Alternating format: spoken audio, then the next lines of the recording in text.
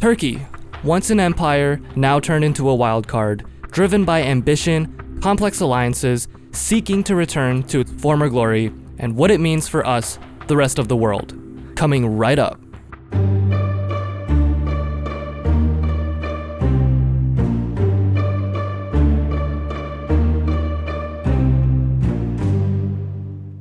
Let's talk about Turkey. This is a country that has been mired in controversy after controversy over the decades, a really fascinating case study of unconventional foreign policy.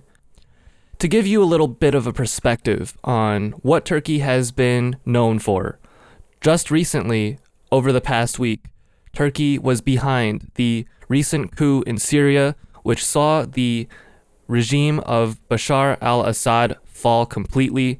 He is now in exile in Russia, whereas the Turkish-backed rebels of HTS are now in control of the country and its future. Turkey is also the boiling pot of both American and Russian interests, being at the center point of the controversy between the F-35 and S-400 air defense systems. And they were, even before then, the true origins of the Cuban Missile Crisis.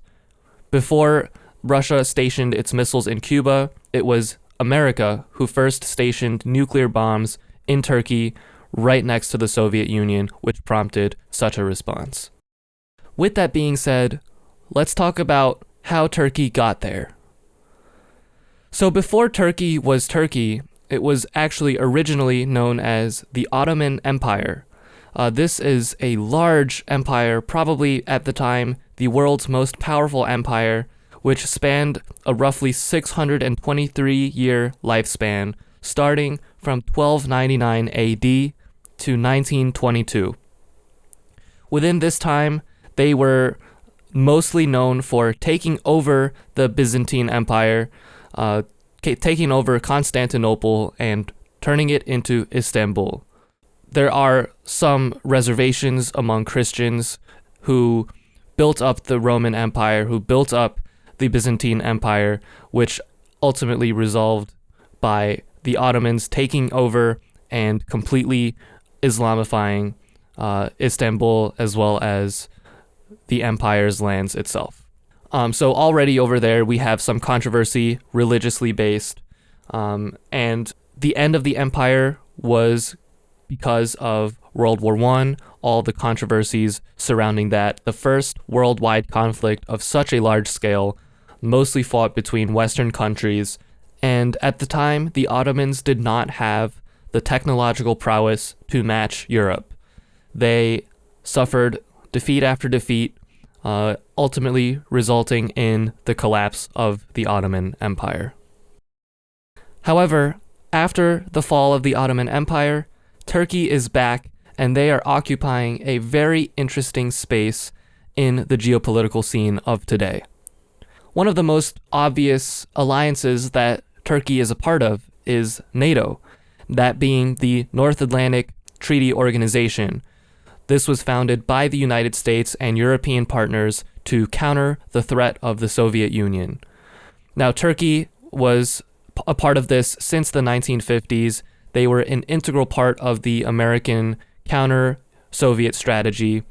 And from there, you would imagine, Turkey is a strong ally of the United States. Turkey literally stationed nukes in its country to potentially ward against Soviet invasion. Already huge risk right there, but that's not just it.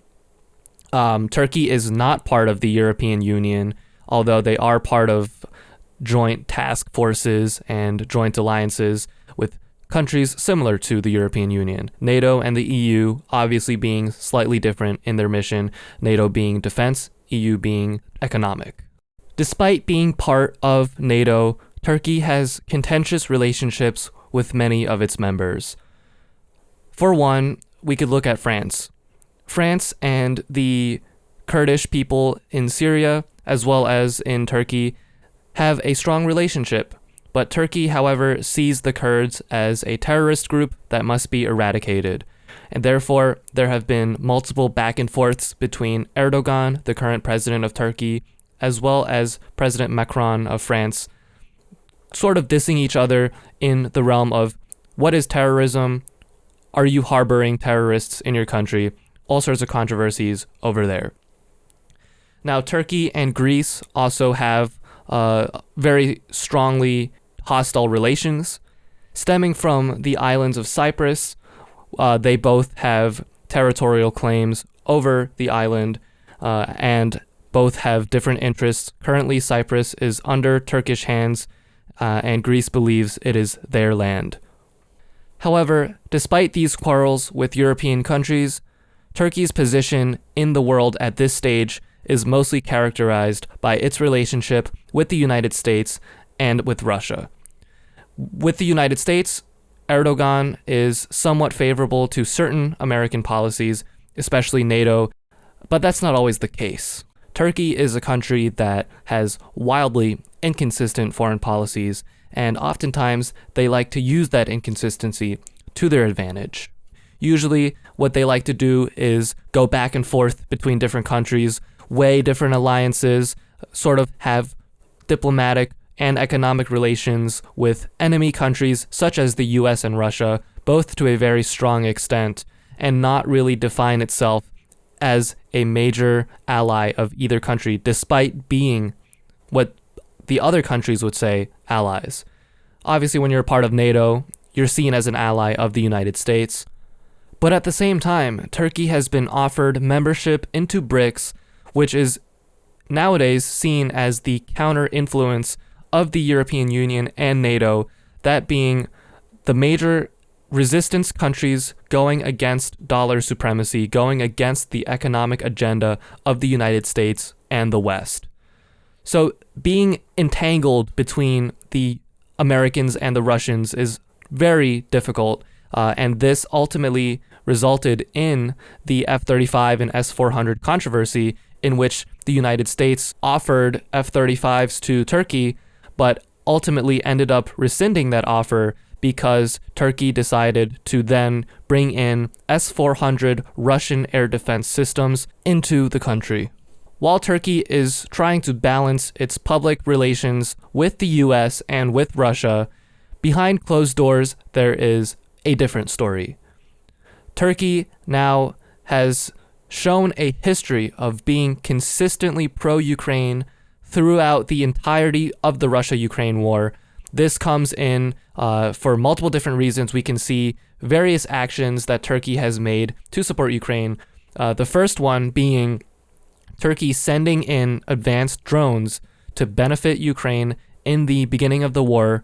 Those drones ultimately not being very effective over the long run because of the ever-evolving nature of the conflict.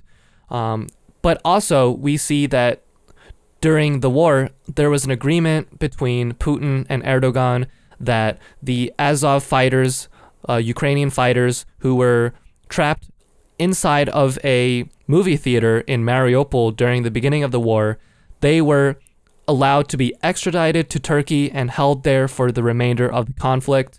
But Erdogan, president of Turkey, decided to go against that promise with Putin, and he sent those Azov fighters right back into Ukraine, even met with Zelensky to do so. A very obvious public support of Ukraine, however, still trying to work with Russia and work with their energy interests, pipeline interests, for example.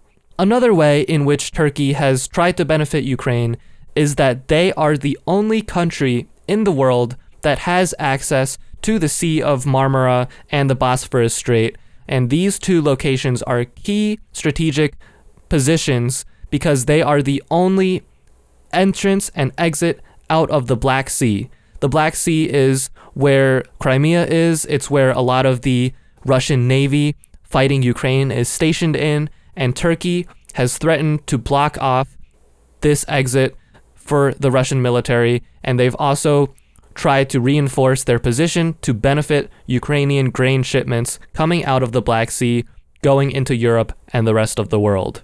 We've also seen Turkey go against Russia in other recent conflicts that have been going on. For one, we have Libya.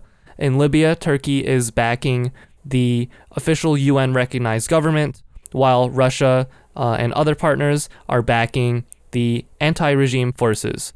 Seems very interesting because we have Syria, which is pretty much the exact opposite, but ultimately boils down to the same thing. Turkey supporting one group of people, Russia supporting the other group of people. They are going into conflict. Turkey won this round against Russia. If you think about what happened in Syria, Turkish-backed HTS rebels went in, took over the Assad regime. Meanwhile, Russia has been struggling because they have not been able to secure some of the troops from exiting Syria. They just lost their only naval port in the entire Mediterranean Sea, and they've lost their staging ground for most of their Africa operations. This is a major, major collapse of Russian interests. And despite Israel's involvement in making a lot of this happen, Turkey was the one who directly greenlit HTS, directly greenlit their operations to take over the regime, and they are, by all counts, the direct responsible partner for what happened in Syria. Now, beyond what Turkey has been able to achieve with HTS, they've also threatened American interests in the region. Now, the U.S. backs the Kurds, which are an ethnic minority who want statehood. There are millions of Kurds living in Syria as well as in Turkey, and the U.S. has been using them as a fighting force to fight against ISIS. However, as alluded before, Turkey sees the Kurds as terrorists who must be eradicated. They see all of the Kurds really as a threat to Turkey, as a possibility of being a destabilizer to the regime. And these kinds of tendencies are not new. We've seen Turkey do this in the past. In the Armenian genocide, they've killed over 1 million Armenians, Christians.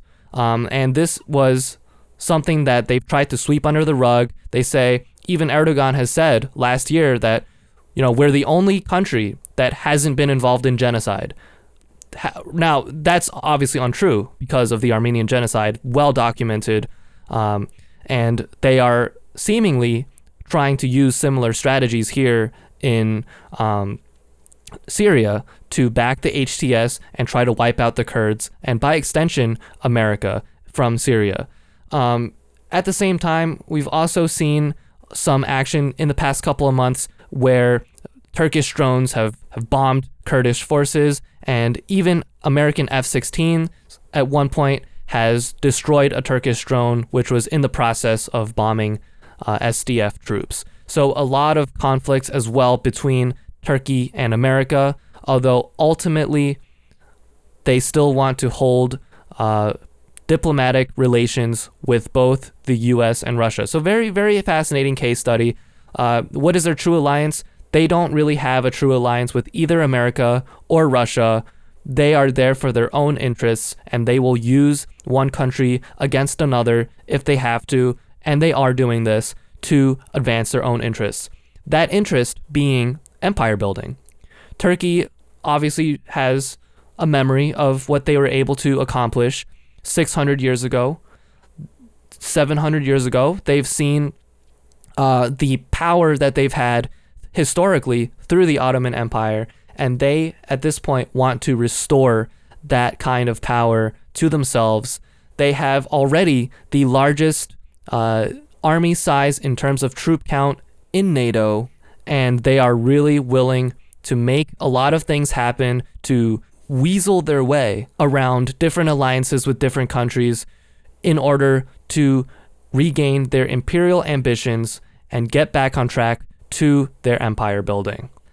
So what does this mean for us now? Turkey is a country that has its own interests, very powerful interests. They are a rising player in the Middle East.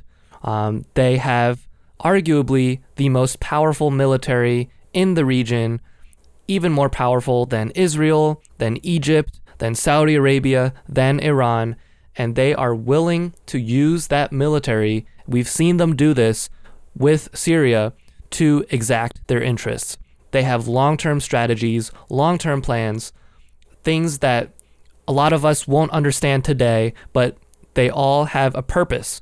That purpose being empire building. They want to restore their glory. This is a very similar mentality to Russia, and only time will tell what they are going to do in the future. Can the United States trust Turkey? That's a very difficult question, and I don't think so. However, the US can take advantage of Turkey's relationship, knowing of its ambitions, knowing what it's capable of doing, and trying to use that as a way to say, look, if you help us, we'll help you. And any potential conflicts that arise between the two countries, strictly business, professional, not personal.